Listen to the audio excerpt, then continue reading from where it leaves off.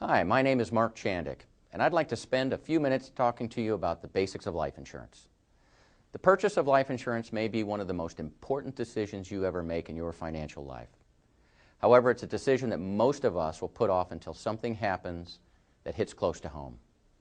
That's really not too surprising, since we all have a built-in mechanism that avoids thinking about death. But that kind of procrastination can be devastating to a family or business. Let me explain. There are three basic questions to be asked, and they have to be asked and answered in the right sequence, or all the answers will be wrong. The three questions are: do I need life insurance? How much do I need? What kind should I buy? Let's take them one at a time. First, do I need life insurance? The quick and easy answer is that if someone will suffer financially when you die, you need life insurance.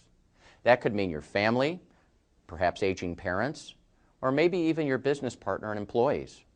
Sometimes we might be inclined to say, well, they'll be okay, and maybe that's true. But it's important to remember that we don't get a chance to change our minds once we're gone. We need to face reality while we can do something about it. The second question is, how much should I have?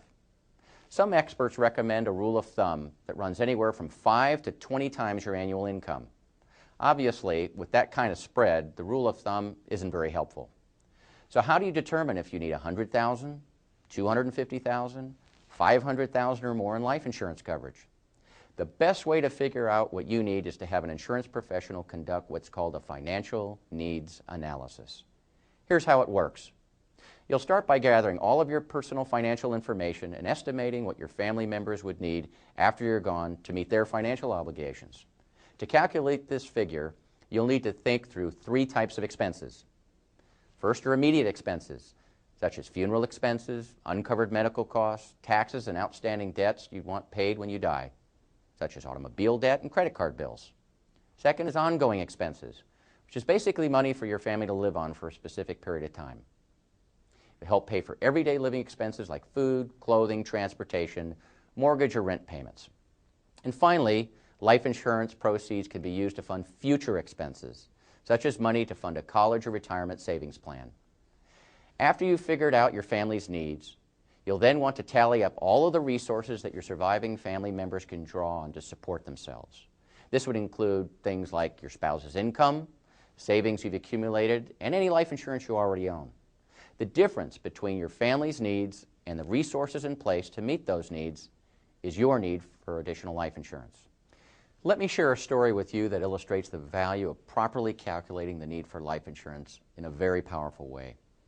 Early in my career, I was working with a physician in Southern California who was very busy and didn't give me any time to help him determine the amount of life insurance that was appropriate for his family.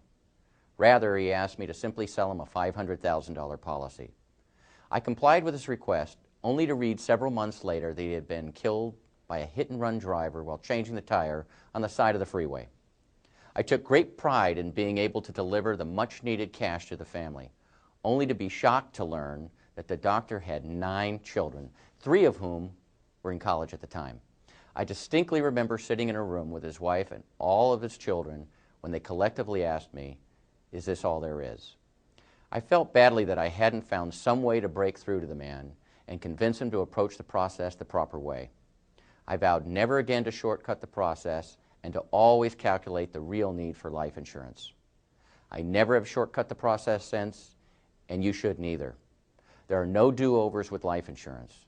There's nothing more important than buying the right amount of coverage, and you need to get it right the first time. So after you've figured out how much you need, you're now ready to focus on what kind to buy. There are 2 fundamental considerations that go into answering this question. First, how long will you need the insurance? And second, how much money do you have in your budget for this expense? The how long you need it question will help you decide if you want term insurance or permanent insurance. Term insurance lasts for a specified period of time, say 5 years or 10, 20, or maybe even 30 years. If your only need is for funds to pay off a 20-year mortgage at your death, a 20-year term policy would probably be the answer for you. Or if you're concerned about providing funds to take care of your aging parents in their later years, a 5 or 10-year term policy might do the job. The shorter the period of time the policy lasts, the lower the premium. But once the term period is over, you'll have to pay a considerably higher price to maintain it if you want to do so. And you may well have to take another insurance physical to qualify all over again. That means your health must still be good and that you haven't taken up piloting, skydiving, or vehicle racing. Declining health or a dangerous job or hobby can significantly increase the cost of insurance and sometimes can make coverage unaffordable or even unavailable. That leads me to the second kind of insurance, permanent insurance. Permanent insurance is what the name implies. It's with you for life, no matter how old you are when you die. The premiums are projected to remain level over your lifetime, and in some cases can be designed to stop at retirement while your coverage remains in force for life. Permanent policies build a cash surrender value that is available if needed in the event of emergencies, opportunities, or college for the kids. Of course, these benefits come with a price. The initial premium for permanent insurance is 3 to 10 times higher than it is for an equivalent amount of term insurance. So if your budget is limited, be sure you buy as much as you need, even if it's all term insurance. But if you have some room in your budget, it usually makes sense to include some permanent insurance in your program. And as time goes on, it will probably make sense to convert some of your term insurance to permanent insurance. You know, one of the biggest mistakes I see my clients make is underestimating how long they'll need life insurance. This was painfully true immediately for many after the dot-com bubble burst in 2000. All of a sudden, you had people who experienced a significant loss in their retirement assets, and they were no longer able to retire on time. Life insurance fills the financial gap that exists between your financial needs and your financial realities. The fact that people had to work additional years necessitated owning life insurance for a longer period of time, and many were caught unprepared. By owning both types of life insurance, term and permanent, you're better prepared for the unexpected things that happen in life. Let's face it, our financial lives never go as smoothly as the financial press would have us believe. So far, we've looked at life insurance from the context of your personal needs. However, life insurance is a tool that is also utilized by almost every small business in America. Businesses, especially smaller, closely held businesses, utilize life insurance to protect their companies in case of the premature death of an active owner. Life insurance is used to purchase a deceased partner's interest and provide an income stream to the surviving family. Life insurance also may be left to the company to provide a financial cushion to the company in the case of a loss of an active owner or key employee. Life insurance is also utilized to provide cash to equalize the inheritance of a family, where only one of the children inherits the company.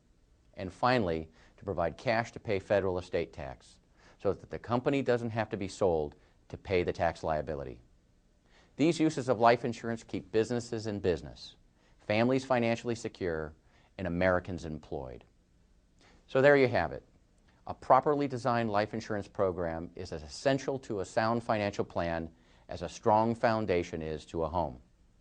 Do it right, and the future is secure.